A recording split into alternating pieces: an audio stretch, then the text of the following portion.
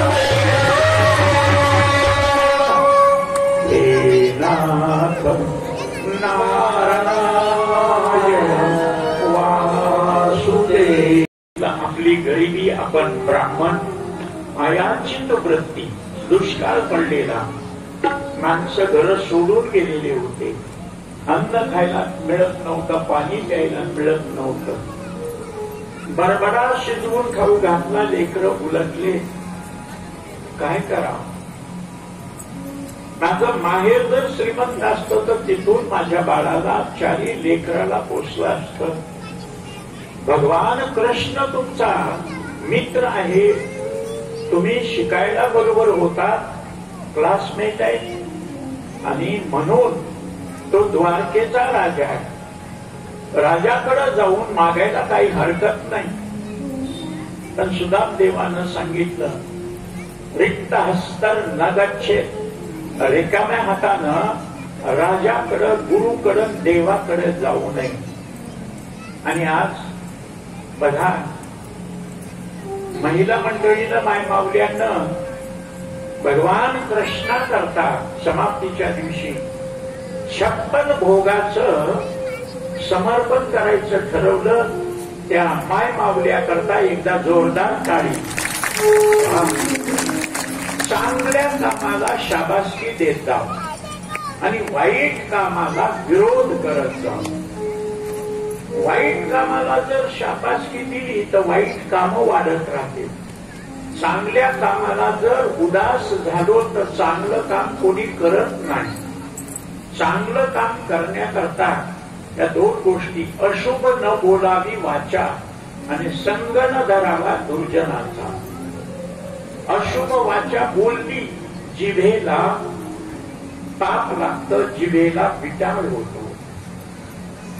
शुभ बोललं, सत्य बोललं की जीभ पवित्र होते, वाचा पुनीत होते.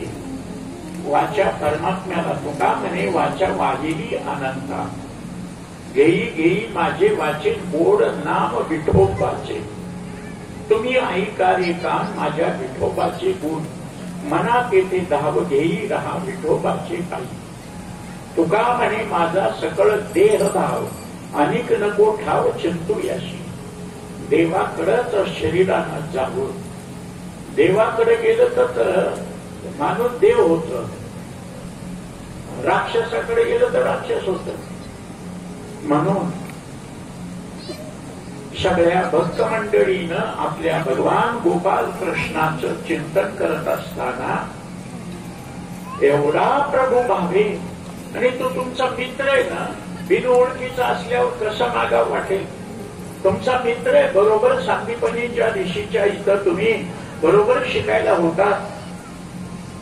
सांदीपनी ऋषीची सेवा करून विद्या मिळाली, विद्या देऊन विद्या मिळाली, धन देऊन विद्या मिळाली.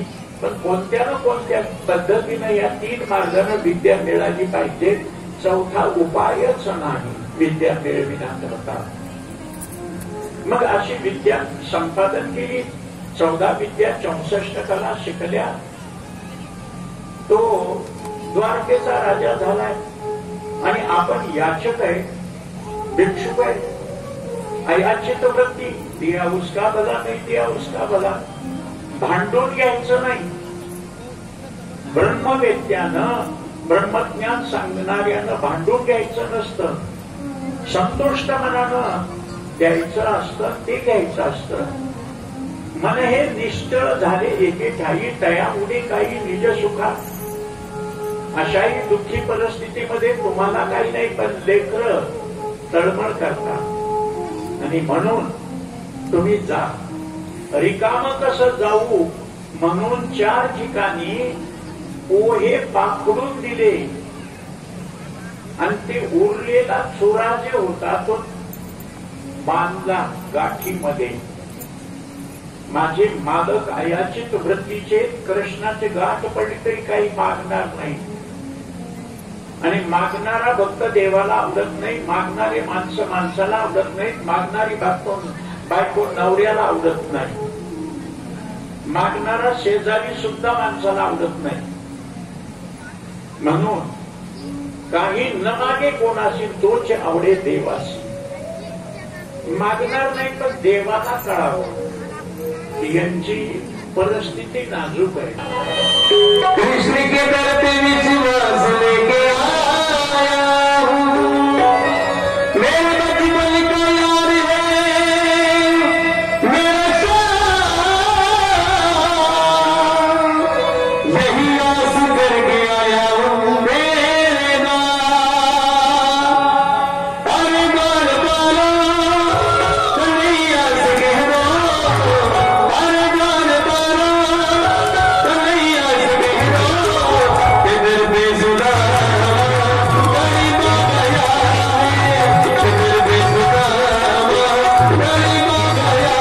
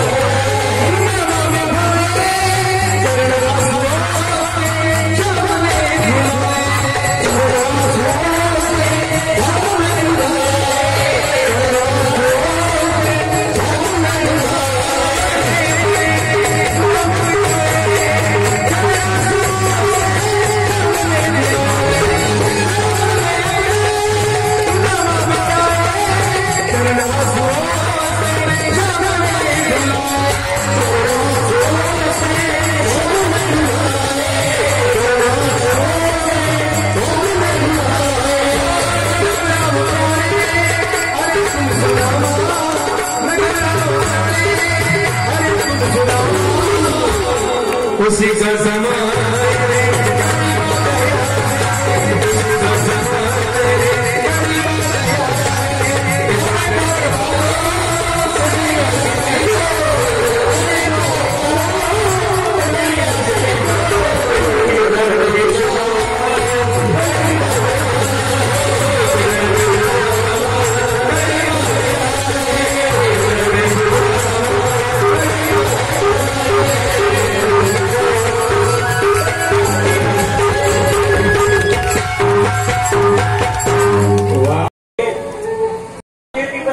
काळजी करू नको, चिंता करू नको.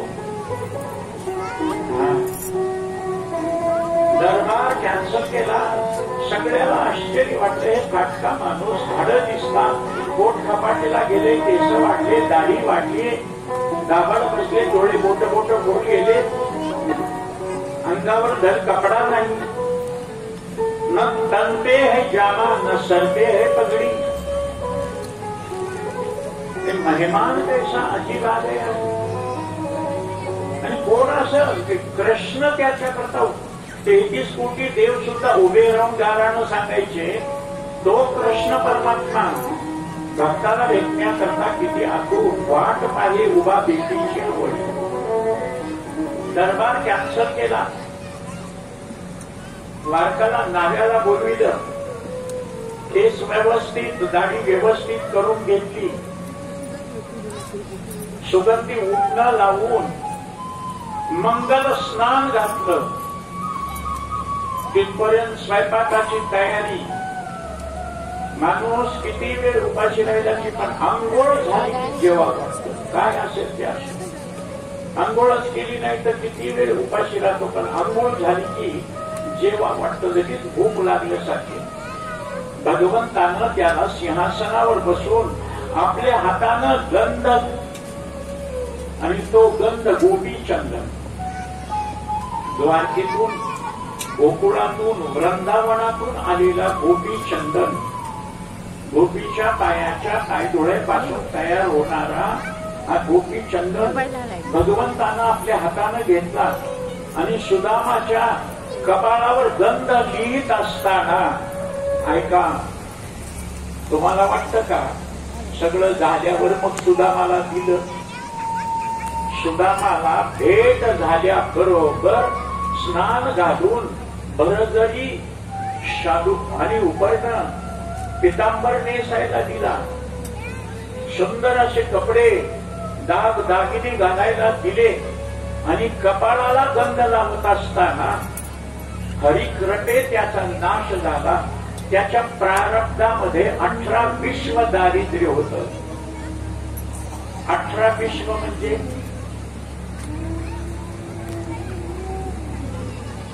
जरा अवघड आहे कळायला, बोलायला बोलताना वाटतंय, पण अर्थ कळायला अवघड. खरा शब्द 18 विषे, विश्व नाही. 18 गुणिले 20 किती झाले? 36, म्हणजे 360 दिवस दारिद्र्य होता, असा त्याचा अर्थ आहे. कपाळावर लिहिलं होतं, दुर्दैवी सुदामा. त्या तूच भगवंतानं सू केलं, कारण भगवंताला नशीब बदलता येतं म्हणून त्याच्या पायावर मस्तक ठेवी जा. आपलं कपाळ त्याच्या पायावर ठेवलं. मग चांगलं कपाळ वाईट कपाळ कशाला म्हणा? कारण ते कपाळ ज्याचे नाम नाही वाचे, सदैव सभाग्य तोची हरिरंगी नाचे. देवाच्या भजनात नाचतो तो सदैव दैववान. आणि देवाचं भजन ज्याला आवडत नाही त्याला दुर्दैवी म्हणायचं, कारण त्या कपाळाचं म्हणायचं. त्याच्या कपाळावर चांगलं लिहिलंच नाही, आणि म्हणून भगवंतानं सुदाम देवाला सुदैवी लिहिलं. इकडं सुदैवी लिहिल्याबरोबर तिकडं सुदामपुरी पोरबंदर तयार झालं, सोन्याचं नगर तयार झालं, राजवाडा चतुरंग सैन्य तयार झालं. त्यांची बायको लेकर प्रधानानं गादीवर बसून आनंद सुरू झाला. इकडं सुदाम देवाला माहीच नाही. का कळू दिलं नाही? आता सांगितलं आमच्या किंमत. उजव्या हातानं दिलेलं डाव्या हाताला कळू देऊ नये. इथं माणसं पंढरपूरला गेल्यानंतर त्या वाळवंटामध्ये टोळून टोळून वाजवणारा वासुदेव असतो ना, मोराची टोपी घातलेला, 2 रुपये देतात, 3 पिढ्याचं वर्णन करायला सांगतं. आजा असलान, पंजात असलान, बाप असलान, नाही मागत. दातव्य नितीय दानम दियेते नुपकारी नाही. काम करून घेऊन त्याला दान म्हणजे त्याचा रोजगार झाला, त्याच्या कार्याची मजुरी झाली. त्याचं सुखदुःख, त्याचं आपलेपण न पाहता अचानक अतिथी म्हणजे तिथी पाहून न येणारा, नाहीतर त्यानं याला आहेर केला म्हणून यांनी त्याला आहेर केला. काल सावकाराला त्यांच्या घरी गेल्यानंतर त्यांच्या आजोबाच्या फोटोची पूजा केली, स्वामी समर्थांची पूजा केली त्यांच्या देवघरामध्ये, आणि तिथं फलाहार घेऊन त्यांना सहज म्हणलं, हे माझ्या अंगावरचं उपरणं कितीही प्रयत्न केला तर 35 वर्ष झाले माझ्या गुरुनं दिलं, असल्या पद्धतीचं उपरणच मिळेना.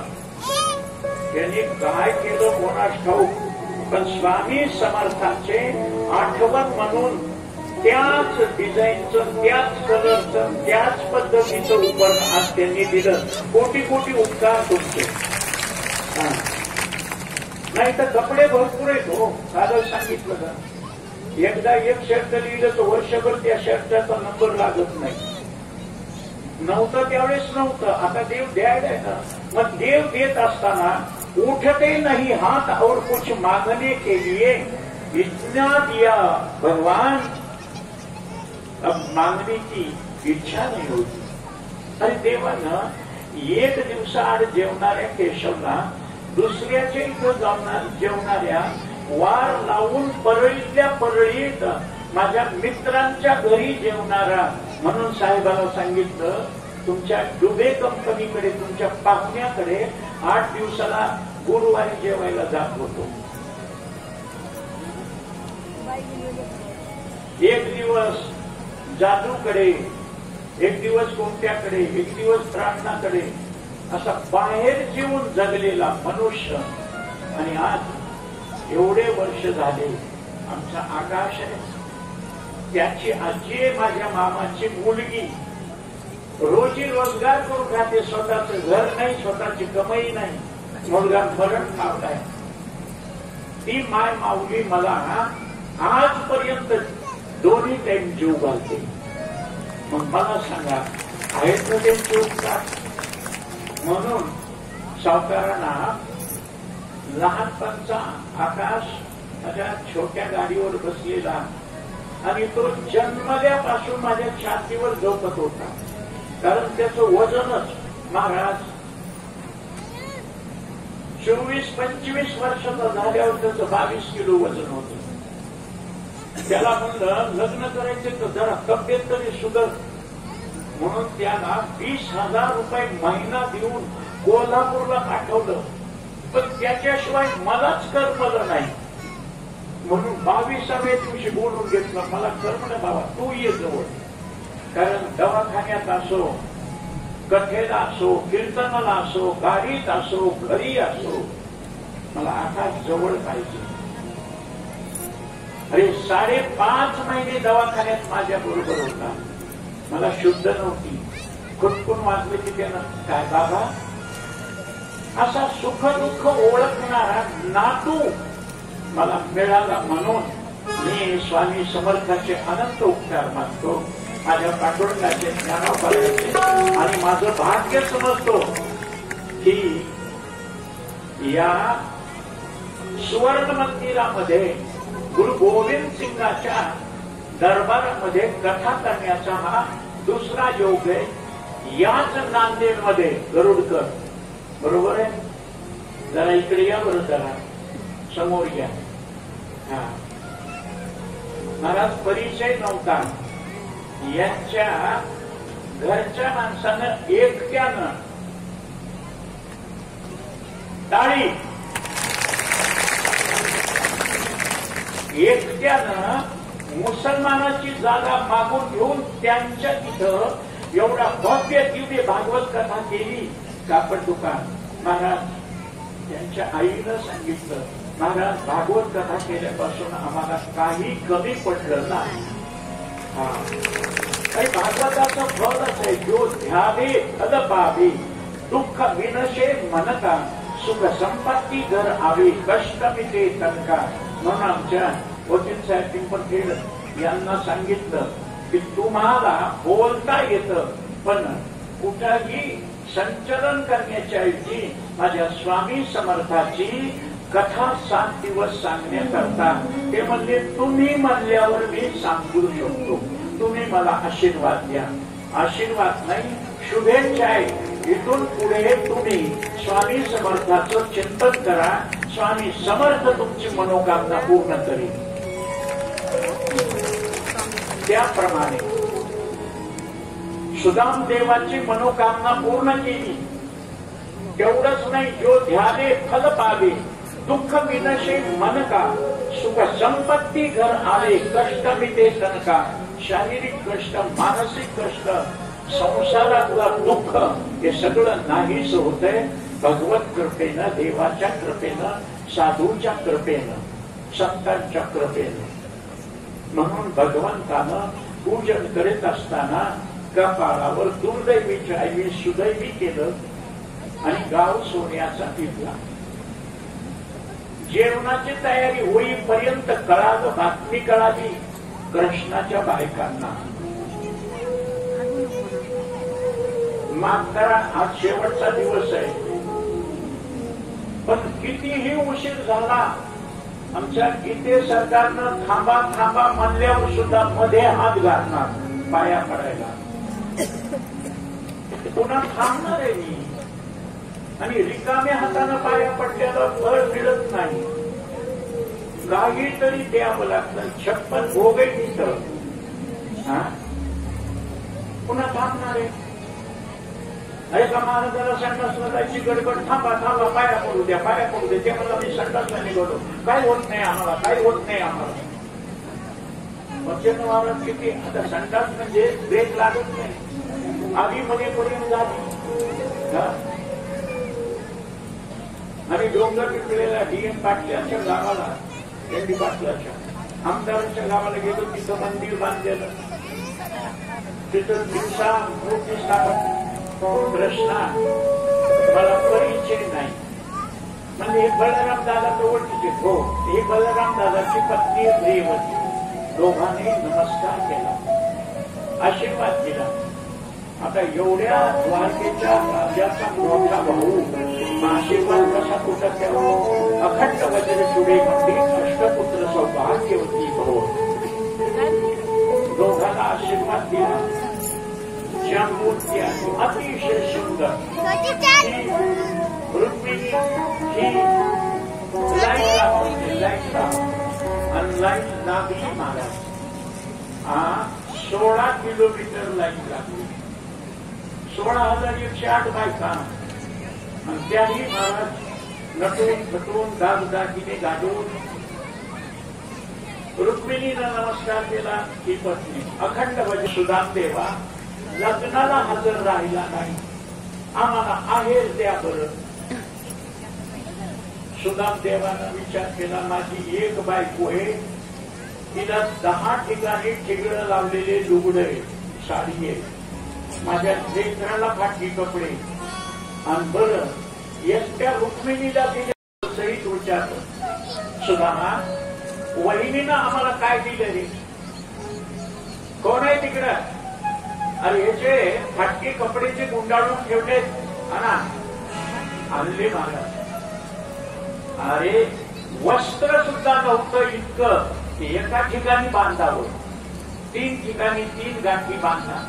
पहिली गाठ सोडवल्या बरोबर बलराम दादानं सांगितलं, कृष्णा मी मोठा भाऊ आहे, मला अगोदर. बलराम दादानं खाल्लं. दुसरी गाठ सोडली. कृष्णानं कोरडे पोहे फक्के मागीत खाल्ले. हो हो हो, काय चवदार लागले, काय प्रेमानं दिलं, वा वा वा. तिसरी गाठ सोडल्याबरोबर रुक्मिणीला हात मारला. इहलोकाचं परलोकाचं भाग्य दिलं, त्रैलोक्याचं भाग्य देऊ नका म्हणून. आता तिसरे एक पोहा सुद्धा आम्हाला मिळाला नाही, आणखी जाऊन घेऊन या. की मला हेच बायकोनं दुसऱ्याची सेवा करून मिळविली. भगवंताचं आज माझ्याकडं, आज मी पूजन करणार, आज मी पूजन करणार. महाराज अष्टमुख्य नायकाकडे, सत्यभामेकडे, जांबुवंतीकडे सगळीकडे त्याची पूजा व्हायची, पोटभर खाऊ घालायचं. महाराज आमच्या सावकारानं बासुंदी केली, गुलाबजामुन केली. महाराज एकेकाच्या इथं खाऊ घालीत असताना तब्येत सुधारली, हाडं झाकून गेले, गाल गुटगुटीत दिसू लागले, अंगावर टवटवी आली. आणि एके दिवशी सहज विचारलं कृष्णानं रुक्मिणीनं, घरी बायको लेकर खुशाला? ते म्हणला बायकोनं सांगितलं होतं तुमचा जायचा दिवस एक दिवस द्वारकेत राहायचा, तिकडून वापस यायचा. कसंही करून मी 3 दिवस मी आणि माझी लेकरच जगवीन, पण 14 दिवस उजाडला की आमचं काही खरं नाही, आम्ही उपाशी मरू. मी इकडं जेवतोय म्हणला, मी इकडं सुखात आहे, बहुतेक माझे लेकर बायको मेली असं, उपाशी मेली असं. काय करावं? कृष्णा निघतो मी, राहणार नाही. नाही आता बायका लेकराची आठवण काढलीस, निघतो मी. राह म्हणल्यावर राहत नाही, निघतोस ना सुदामा? म्हणजे सुदामदेव काही मागत नाही आणि देव मनानं मागितल्याशिवाय देत नाही. सुदामदेवाला वाट लागली, वेशीपर्यंत आले. सुदामदेवानं विचार केलाय, आपण देवाला मागितलं नाही, आपण पोहे दिले फुकाचे आणि त्यांनी रत्नजरीत हार दिले, अंगठ्या दिल्या, रोट फाटल्या, छंद बिलवर सगळं दिलं, घरी कंकण दिले सोन्याचे, अंगावरचे दागिने दिले, पितांबर दिला नेसायला. चला म्हणले भागतियाचे लंबूकी सहितेनं काही नाही दिलं तर अंगावर आहे तेवढंच घेऊन जाऊ आणि तेवढं विकून आपण कसं तरी जगू. असं म्हणल्याबरोबर भगवंतानं सांगितलं वेशी जवळ आल्यावर रथामध्ये बसताना, थांबा सुदामदेवा थांबा. सुदामदेवाला वाटलं आता काहीतरी देते काय का, हे द्यायचं राहिलं तुझ्या लेकराला बायकोला.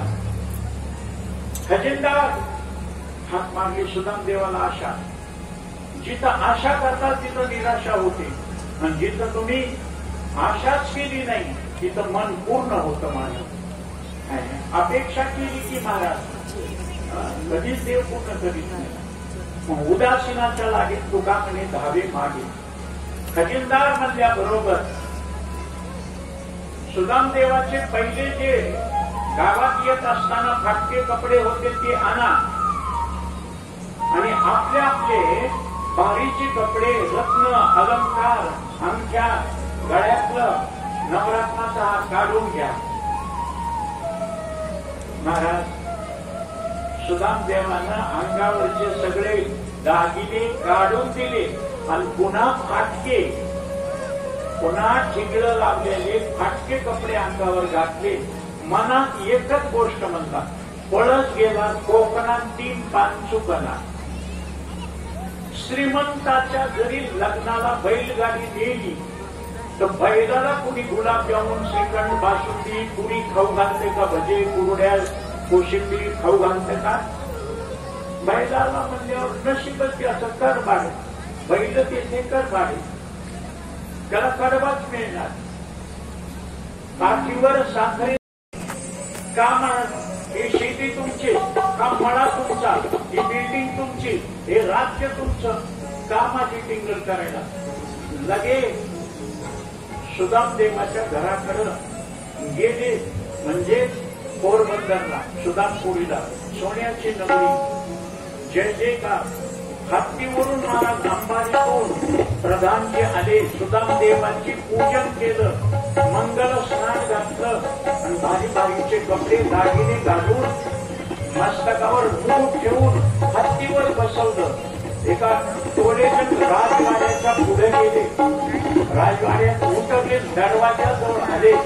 सुंदर फुटफुटे घोडे, पान असे मुलं आणि बायको भारीची साडी नेसलेली पंचारती घेऊन सुदाम देवाला कुंकुम तिलक केला आणि ओवाळीत असताना सुदाम देवानं चेहऱ्याकडे पाहिलं आणि म्हणला, तुम्हाला कुठंतरी बघितल्यासारखं वाटतंय.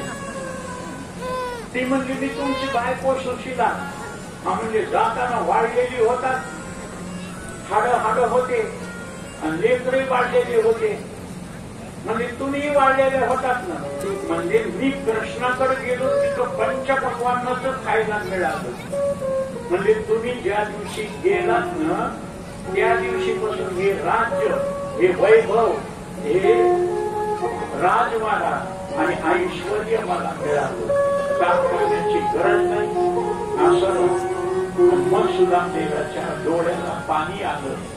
मला वाटलं कृष्णानं माझ्या अंगावरचे दागिने काढून घेतले आणि काही दिलं नाही, पण इतकं दिलं देवानं ते आता मागण्याची गरज नाही. म्हणून मुष्टीभर पोह्यासाठी गाव सोन्याचा दिला. अशी सुदाम देवाची चरित्र कथा ऐकत असताना रुक्मिणीला प्रद्युम्न नावाचा मुलगा झाला. रती बाळांतीन झाली. तिला कृष्ण परमात्म्याला नातू झाला. तो अनिरुद्ध. सगळ्या बायका म्हणत्या, देवा तू कधीच रे, आम्ही आमचं जीवन तुझ्या पायावर अर्पण केलं. आम्ही मायबाप सोडले, तुझ्या इथं नांदायला आलो. आमचा नवरा म्हणून तू मान्यता दिलीस, पण रुक्मिणी आई झाली, आजी झाली, आई पण सुद्धा नाही. भगवंत म्हणला, तुम्ही नाराज होऊ नका. मग तिला पोरग आहे, मला पोरगी आहे. तिला 2 पोरं आहेत, मला एकच पोरग आहे. तिला 4 पोरी आहेत आणि मला पोरगीच नाही. असं भांडणच नको म्हणला. आणि देवाला मागितलं, प्रत्येक बायकोला 10 मुलं आणि 1 मुलगी. मुलगी एकुलती असल्यामुळं आई म्हणायची, माझ्या देवीला एकुलती एक नांदायला पाठविणार नाही. 10 सुना जरी राहतात, मग एक जावाई मुलगी राहू शकत नाही का? जावयाला मुलीला सुद्धा ठेवूनच घ्यायची. महाराज किती मार्गाने झाला? 16,108. प्रत्येकीला 10 पोरं आणि 1 मुलगी. 56 कोटी महाराज हे यादव सैन्य झालं. त्यांचे लेकरं जांबुवंतीला सांब नावाचा अतिशय सुंदर मुलगा झाला. 16,108 बायकामध्ये रुक्मिणीपेक्षा, सत्यभामापेक्षा जांबुवंती सुंदर.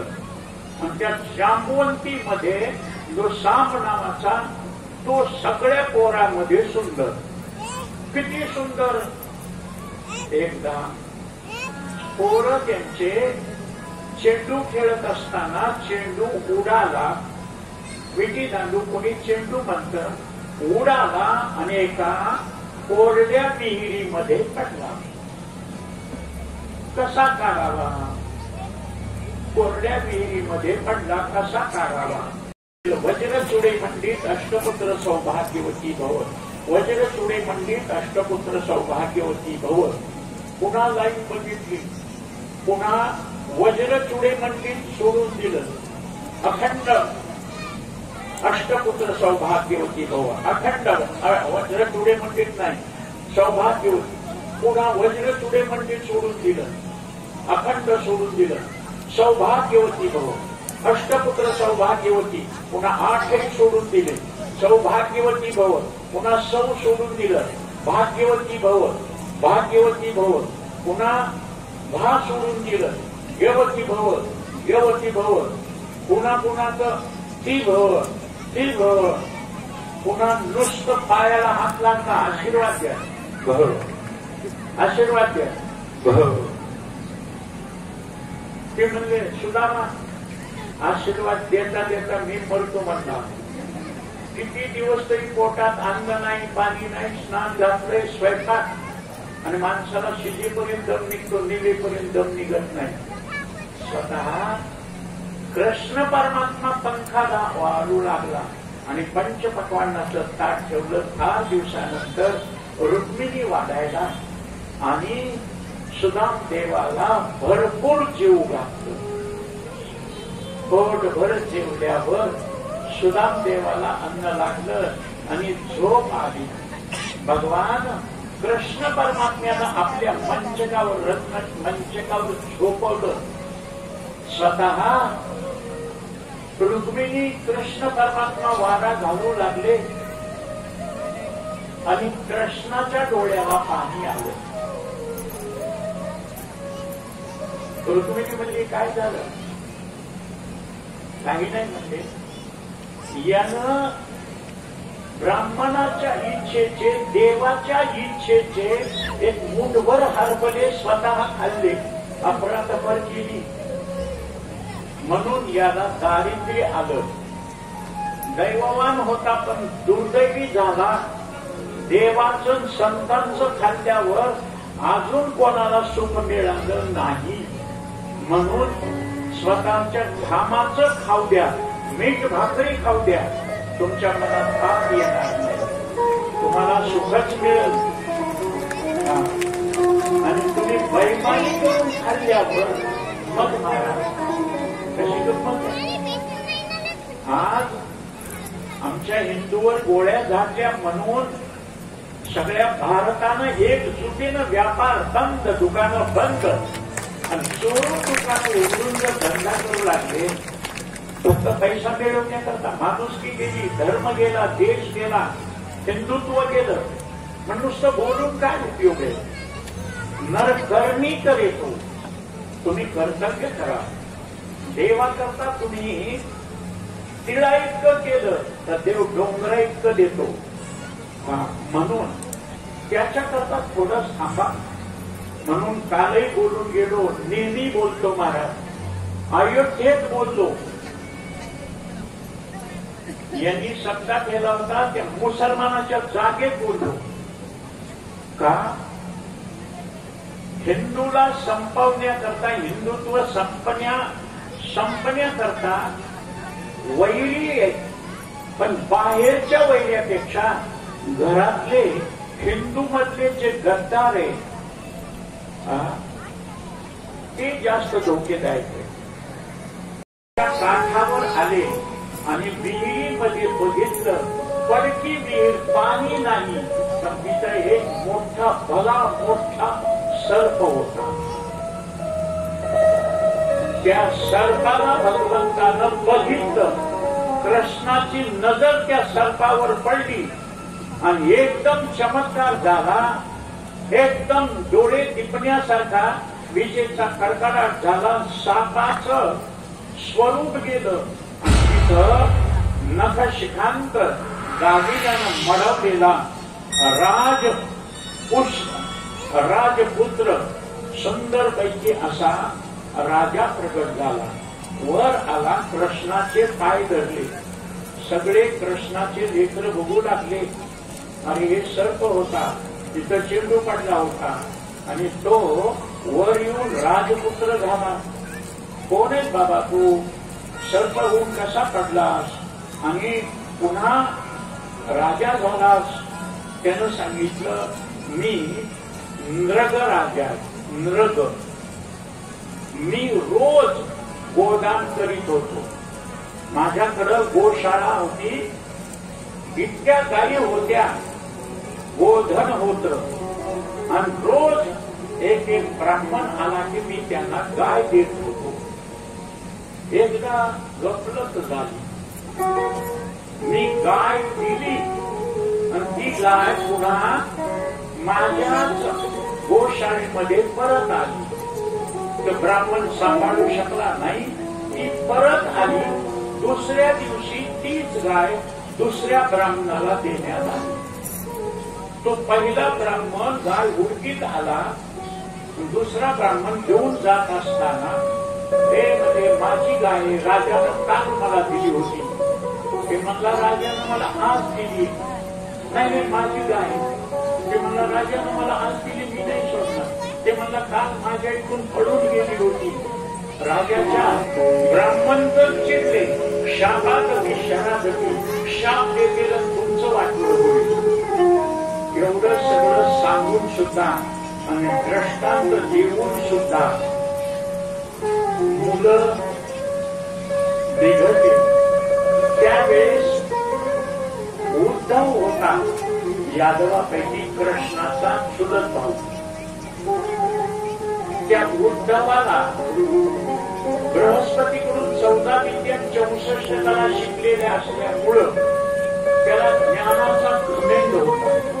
ज्ञान असावं पण ज्ञानाचा घमेंड नसावा. श्रीमंती असावी, श्रीमंतीचा गर्व नसावा, कारण गर्वाचं घर खाली होत. पुढचं काय होणार हे सांगितलं. 12 स्कंदामध्ये सगळा आढावा सांगितला आणि शेवट आशीर्वाद देऊन कृष्णाचा अंकार संपला. मनातली भीती, राजा परीक्षितीच्या मनात मरणाची भीती गेली आणि तो राजा शुकदेवाचं पूजन करून शुकदेवाला हात लावलं. असा समाधी लावून बसला आणि देह अगोदरच सोडला. निमित्त केलं सर्वांना सांगण्याचं. उगा कथा सांगतात. सगळी लोखंड नसला कधी लोखंडाचा महाराज खांब निर्माण केला. त्या खांबावर घर निर्माण केलं आणि त्या घरात राजा राहत होता. आणि पाणी बोर घ्या, बोर म्हणले, बोर खाऊ वाटले, बोर फोडलं की त्याच्यातून आळी निघाली. आळी तसंच गावात राजाला चालला. तसं काही नाही. दंतकथा वेगळी. तुमचा आवाज आला पाहिजे. कीर्तनम यस्य सर्व पाप प्रणाशनम प्रणामो दुःख शमनः तन्नमामि हरिं परम्. नाम संकीर्तनम यस्य सर्व पाप प्रणाशनम प्रणामो दुःख शमनः तन्नमामि हरिं परम्. नाम संकीर्तनम यस्य सर्व पाप प्रणाशनम प्रणामो दुःख शमनः तन्नमामि हरिं परम्. तन्नमामि हरिं परम्. तन्नमामि हरिं परम्. कृष्णार्पणमस्तु. कृष्णार्पणमस्तु. हरे नमः. हरे नमः. हरे नमः. हरे नमः. हरे नमः. कुण्डलीकवरदे हर हर श्री जानदेव तुकाराम.